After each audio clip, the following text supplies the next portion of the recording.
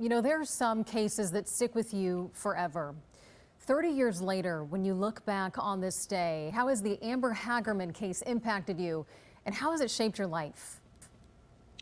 Well, I mean, it's something that always lives within me, obviously. You don't have a case like that that gained national and then eventually international attention and that profoundly affected a city like this crime affected the city of Arlington 30 years ago without it also taking a toll on your life and my personal life. I mean, it's not something that I dwell on. It's not something that, bothers me every day of my life anymore, but it's certainly something that I live with. We all live with the fact. I mean, when Amber was abducted, our immediate goal obviously was to return her home safely.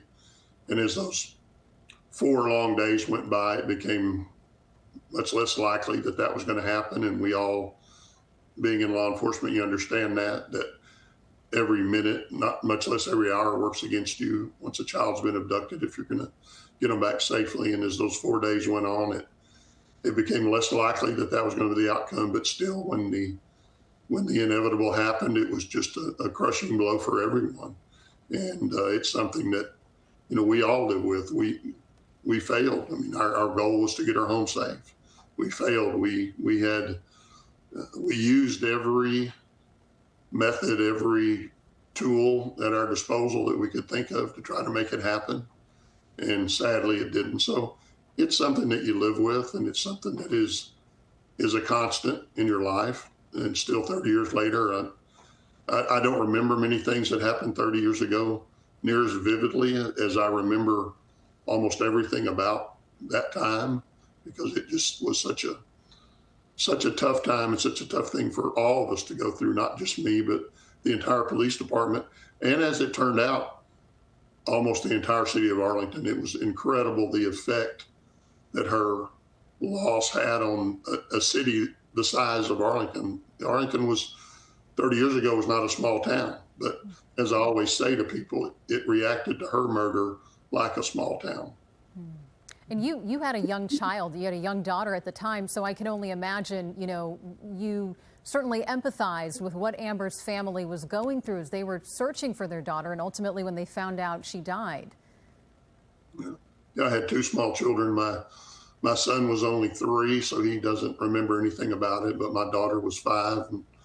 And on the few minutes I got to come home during those 4 days and change clothes, she would always ask me, Dad, have you found her? And I said, I'd always say no, but we will. So obviously the day I had to come home and tell her we didn't find her like we wanted to was a very difficult day for all of us. And it's something that she still remembers. And obviously it changed their lives in a small way, because none of us ever looked at our children with quite as much confidence as after that day as we did before that day. I mean, my daughter will tell you I was paranoid while she was growing up about her safety, and that only tended obviously to make things worse instead of better.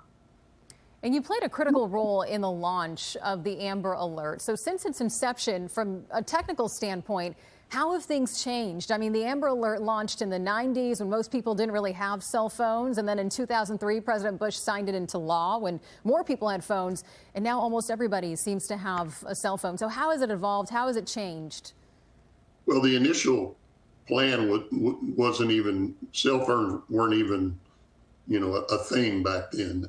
And so the initial plan was designed almost 100% for radio stations, because at that time, an astronomical percentage of people driving in their cars were listening to radio stations, not like today where they're listening to other music or satellite radio or anything like that. Almost every person in their car in the late 90s was still tuning into a local radio station.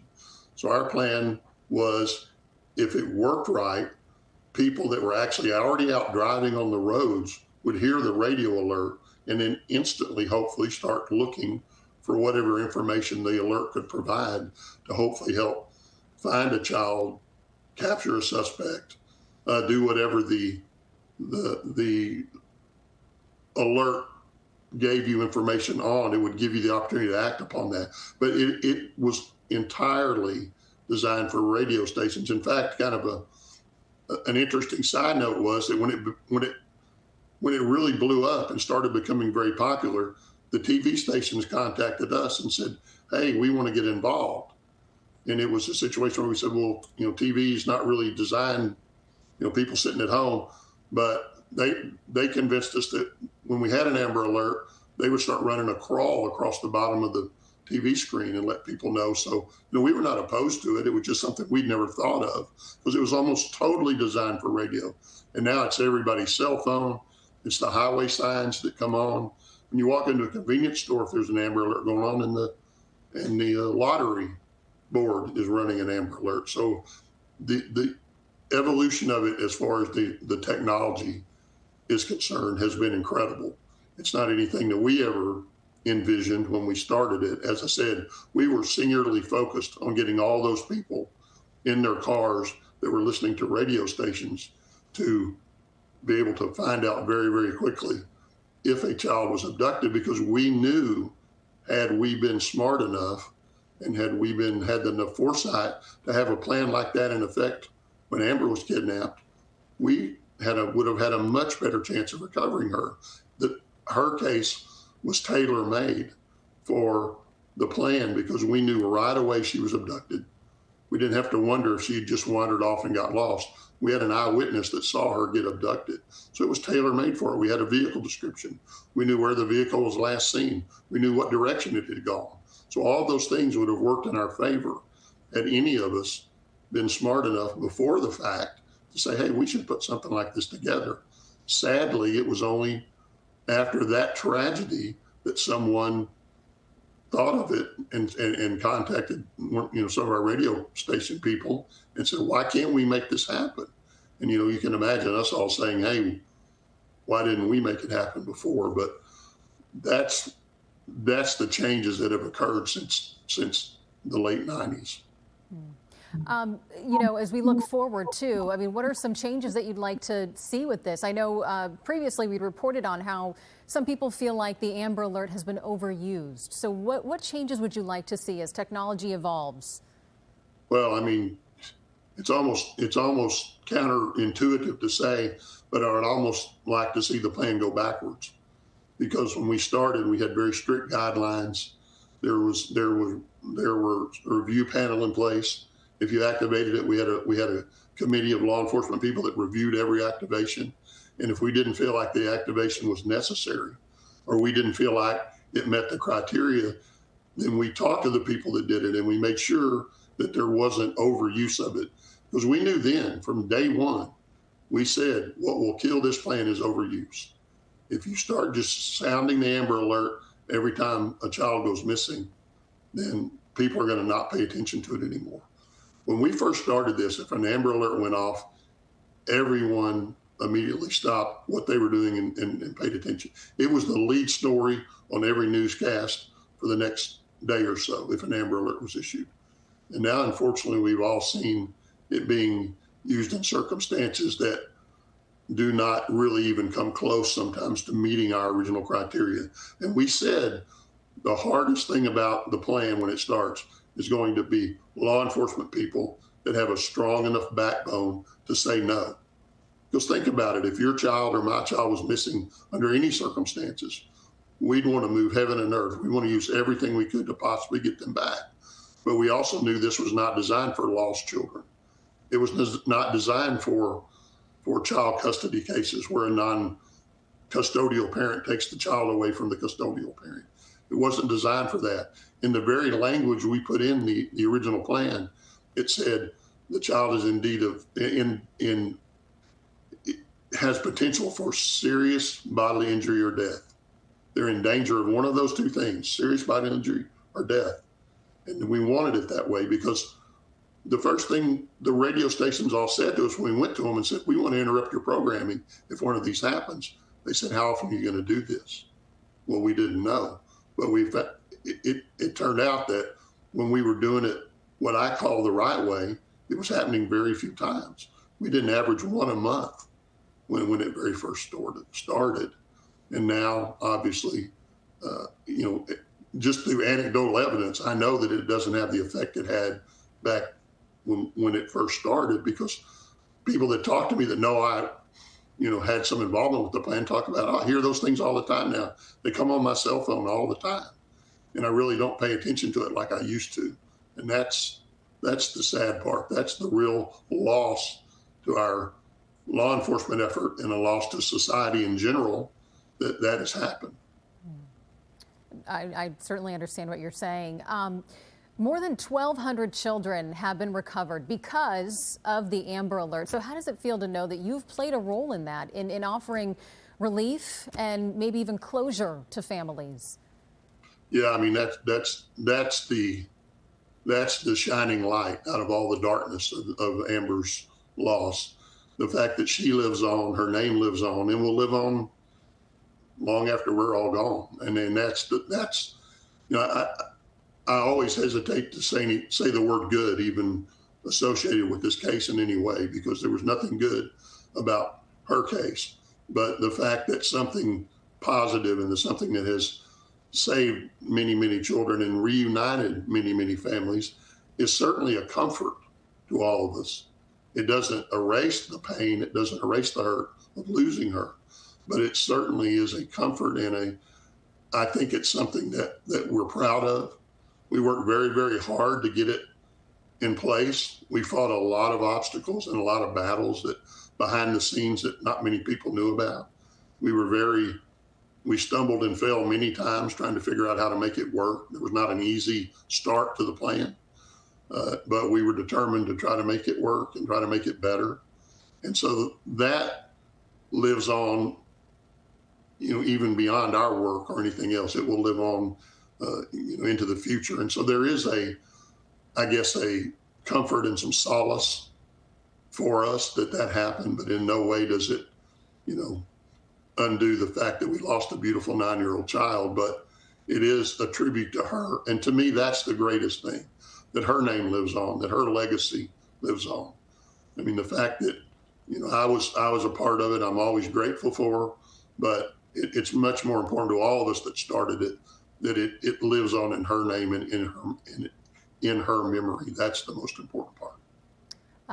Amber Hagerman's case is still cold. We still don't know who abducted her. We don't know who killed her. We know investigators are using advanced DNA technology in hopes of identifying the killer. How optimistic are you that this case will be solved? I wish I was more optimistic, honestly. I mean, I really do. I try to be realistic, and I think the realistic facts are that, and I'm not, you never say never, obviously. There's always a possibility. But I just don't think that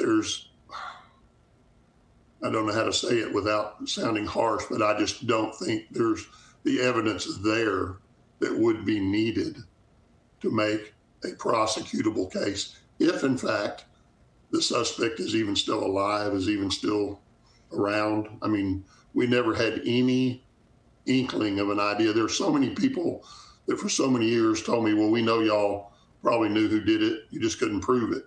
And nothing is further from the truth than that. We had no idea who did it, and we still don't.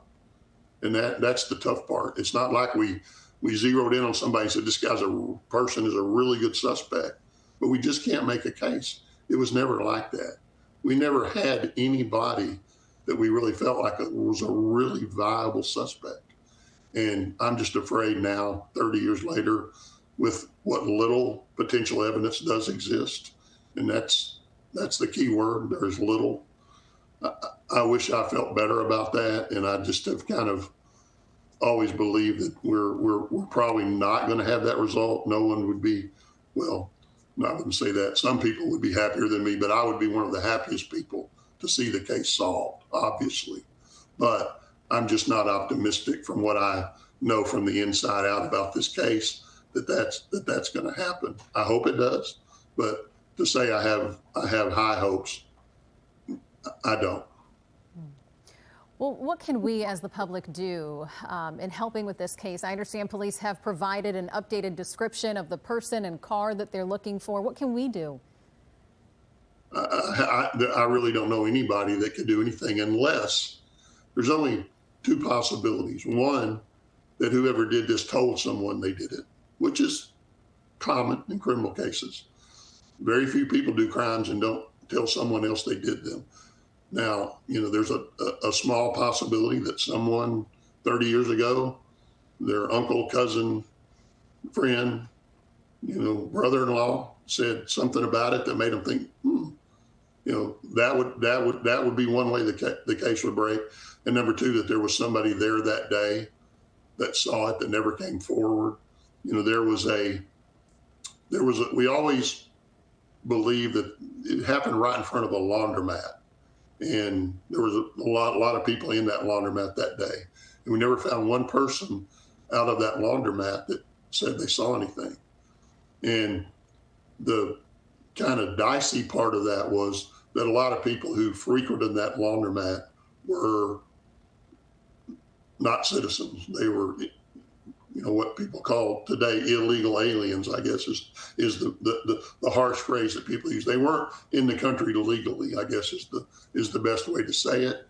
And so we always felt like there was perhaps someone there that saw something, but they were fearful of coming forward because of their immigration status. And we said over and over so many times, we don't care about your immigration status.